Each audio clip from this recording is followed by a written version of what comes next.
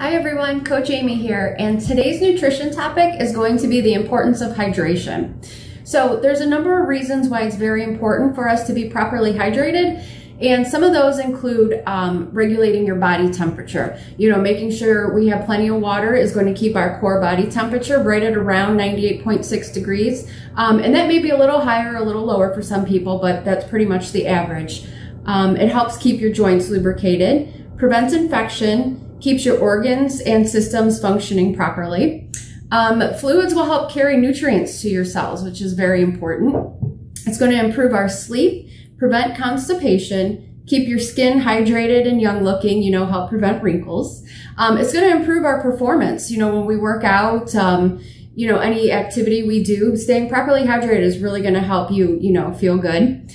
Flushes out body waste. So, whether it be through your digestive tract or through your urine, it's going to help us get rid of, any body wastes. It helps keep your blood pressure in check. Okay, that's very important as well, keeping our blood pressure in a good range. It can also can aid in weight loss and weight maintenance by helping keep you full. Sometimes you may feel like you're hungry when in actuality you're just thirsty. So whenever you feel like you want to start munching or you're hungry, try drinking a glass of water first and see if that helps. All right, so some signs of dehydration. If you feel thirsty, chances are you're already starting to become dehydrated. So you always want to stay ahead of that and, drink water throughout the day. Once you physically become and you feel thirsty, that's a sign to look out for. Fatigue or confusion, especially if you're outside in the heat or the sun, that can hit you pretty fast. So if you're going to be out in the sun all day, if you're running outside in the heat, 1 minute you might feel fine, and then the next, that dehydration hits and it could cause a lot of problems. Another thing to look out for is headache. If your head starts hurting, another good sign. Muscle cramps. If you're working out and your muscles start cramping up, look out for that. And lack of sweat. Lack of sweat is also another important one. If you're doing an activity where you'll typically be sweating and you should be sweating by then, and you're not, make sure you're getting in your water. Dark urine. Another thing to look out for, the color of your urine. It should be on a regular day, if you're well hydrated, the color of straw or to light yellow. So always look for that. If it's dark brown or a dark yellow, you want to make sure you get some extra water in. Also, the other thing to look out for too is some supplements and some foods you eat will change the color of your urine, especially B12. Sometimes that might cause like a neon color. I've experienced that where I'm like, oh my God, what the heck's going on? And not realizing that it were supplements that I was taking. So don't necessarily be alarmed if you see a crazy color. If it's a crazy color, it's probably something you ate or a supplement that you took. Along with that is the smell of your urine. If it starts to smell like ammonia and it's pretty strong, make sure you get the water in. All right, so how much water do you need? This is never an exact science, but a good rule of thumb is to drink half your body weight in ounces of water per day. So say, for instance, you're a 160-pound person, you'll want to shoot for about 80 ounces. If you're exercising, you might want to get a little bit more in. So again, not an exact science, but here are some good guidelines to go along with your exercise.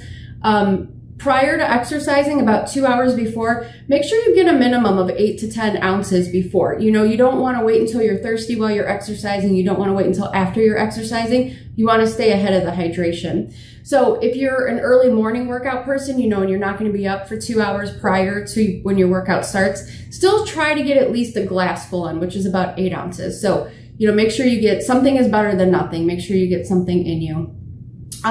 If you're going to be working out and it's an activity that lasts about an hour, you're going to want to try to get 20 ounces in within that hour. If you're going over an hour, you want to aim to drink an extra 10 ounces for every 20 minutes that you're working out.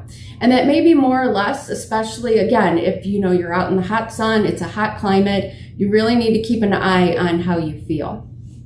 All right, so what to drink? Water, plain water is your best bet. Okay, that's going to be the most hydrating for you. If you're not a fan of plain water, you could always do infused waters, add a couple pieces of fruit in there, some lemon juice, anything you need to do to, get that in.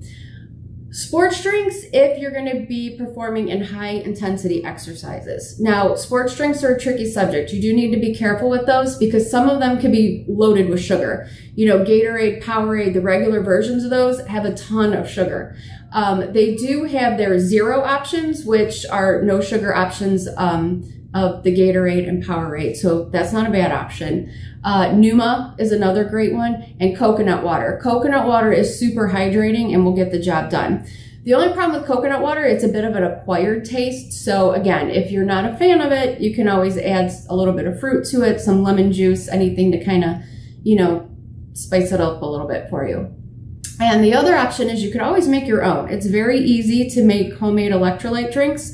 All you need are 2 cups of water, the juice of a half of a lemon, a 1/4 teaspoon of salt, preferably sea salt, and 2 teaspoons of honey. So all you have to do is just shake that up, mix it together. You could even make it ahead of time, you know, make it and have it ready in your refrigerator to go when you need it. Be careful of drinks that will cause dehydration. So just because you're drinking a liquid does not necessarily mean it's going to hydrate you. And this is especially true for drinks that contain caffeine. So think coffee, tea, energy drinks especially, you know, yes, they're going to give you that energy to get through your workout, but it's also going to hinder your hydration. So really watch out for those.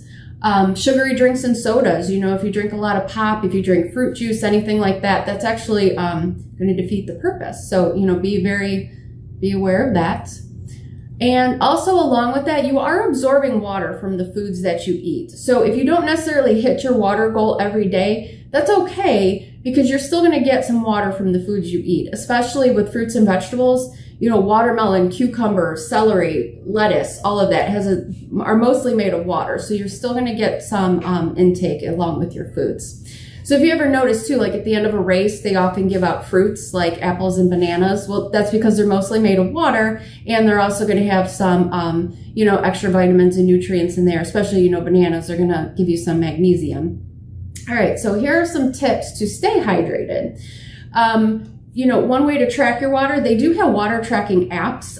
There are 2 right off the top of my head, Hydro Tracker and Waterminder. So what you do, you download the app, you track your water through the day. This way you could keep a good eye on, you know, making sure you're hitting your intake. Try setting an alarm reminder. You know, maybe every hour have an alarm go off to remind you, you know, hey, drink your water. I know they also make devices that go onto your water bottle, and every hour it will glow or light up and remind you, you know, so it's a visual, you know, if you're not paying attention, you see that little light go off as a reminder to drink your water. Another thing you could do is keep a water bottle on you at all times. You know, everywhere you go, have a travel bottle or a reusable water bottle. One thing I like to do is, for me personally, I aim to drink 80 ounces per day. So what I'll do every night is I'll fill up 2 32-ounce bottles and a 16-ounce bottle and put them in my fridge. So when I wake up in the morning, I'll grab the 16-ounce bottle. I try to get that in before my workout. And then I know I need to get through the other 2 bottles before the end of the day. And that's the easiest way for me to keep track. All right, so some final thoughts on hydration. You always want to stay ahead of dehydration and drink before you feel thirsty. All right, you want to sip water throughout the day. You don't want to, you know, get to the end of the day and realize, oh my God, I didn't drink any water. Next thing you know, you're slamming and chugging water. Number one, it's going to give you a stomach ache more than likely. If you drink that much water at the end of the day, you're going to be up running to the bathroom all night. So this is why it's good to just, you know, get it in during the day, little by little. You don't want to, you know, have to stop and chug it. Be sure to drink before and after exercise. Again, I cannot stress that enough. You know, a lot of times people will start to exercise and they wait until they're thirsty, get it in before and after. And it's especially important to stay hydrated in the heat and sun. You know, when, again, like I said earlier, you might feel great and then you're running out in that heat or you're exercising in the heat and next thing you know, you're on the floor. So make sure you drink your water. I cannot stress this enough. So again, thank you for tuning in. If you have any questions or comments, feel free to drop me an email, you know, message me, anything like that, and I'll get back to you as soon as possible. All right? Thanks.